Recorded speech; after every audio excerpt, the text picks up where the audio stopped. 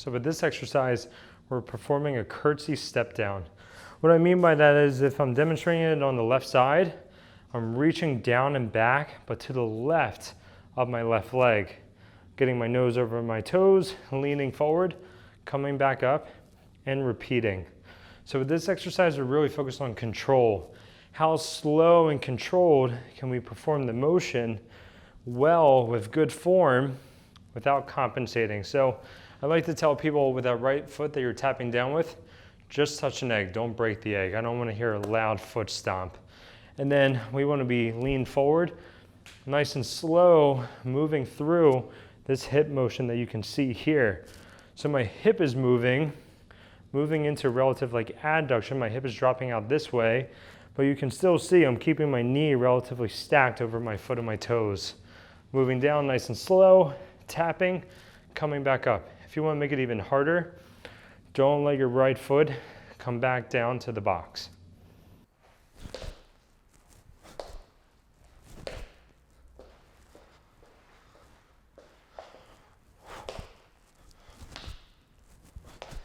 So with this exercise, we're doing bounding.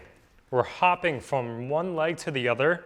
I'm imagining there's this straight line from me to the camera that I'm hopping over. I'm going forward and diagonally from one leg to the other, absorbing the landing nice and good, so not loud.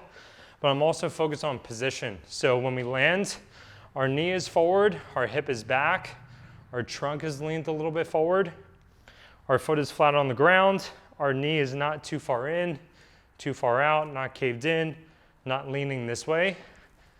Just good landing mechanics. Nice and soft. I don't want to hear real loud bang or landing on a stiff straight knee. It's just good form, just bounding. Think quality over quantity. So don't worry about how far you're going until you can do it with good form.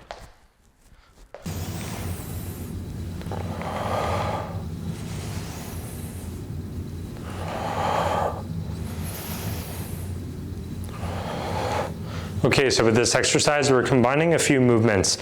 What we're doing is your traditional single leg RDL, and then we're coming up into a march. As you can tell with this band, it's going to pull me in, it's fighting my balance.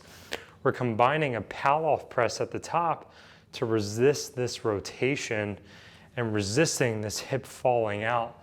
So if I show you from here, it's a little different pull on the anchor. Ideally, you want the anchor to be directly to the side of you, pulling you to like a 90 degrees, okay? But if I show from the front, I go to do an RDL. Now I come up and I go to press out. This is going to be really working the outside of my hip and my stance leg. This is really important if we're talking about single limb stance stability. And then the pal-off press is working your core and your hips even more. When you go to reach out with that band, you're gonna feel the outside of your hip and your abs really working to maintain that balance. If it's too hard to stand on the outside leg relative to the anchor, you can stand on the inside leg.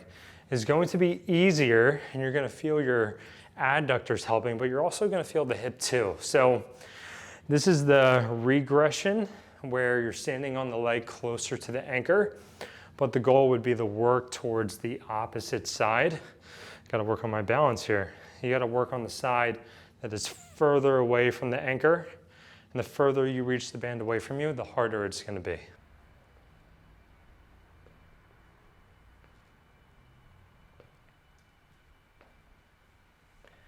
With this exercise, what you want to do is hold on to weights with both sides. I'm using a dumbbell here. And in the starting position, you're going to lift up your heels, put your weight into your forefoot, and then you're going to pull the shoulder blades back and up a little bit, and you're going to bend the knees a slight bit. Make sure your knees stay unlocked for the entirety of this movement. And so this is going to be your starting position.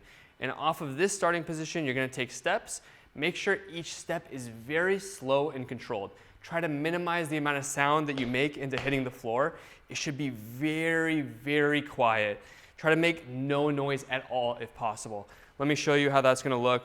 Starting off, lifting the heels, unlocking the knees, keeping the knees in this bent position, shoulder blades backing up, And now I'm gonna take a step very slow and controlled.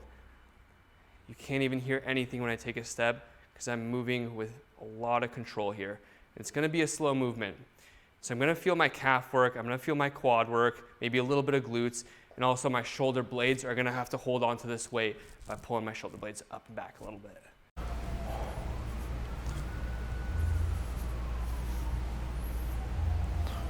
Okay, so a couple of things with this exercise. The setup is really important. We want this 45-degree angle with our legs relative to our body. And you can have your right arm out a little bit. When we're here, sort of having that hand under your shoulder is gonna make sure that your shoulder feels comfortable. Also staying really strong in this shoulder blade is important throughout the duration of the exercise. Now, while staying strong in that shoulder blade, lift your hips up, push your hips forward, stay really strong through this right hip to help stabilize your body. Get this leg straight, lift up towards the ceiling. Big thing to focus on, don't rotate forward, don't rotate back. Feel the outside of your hips working during this workout.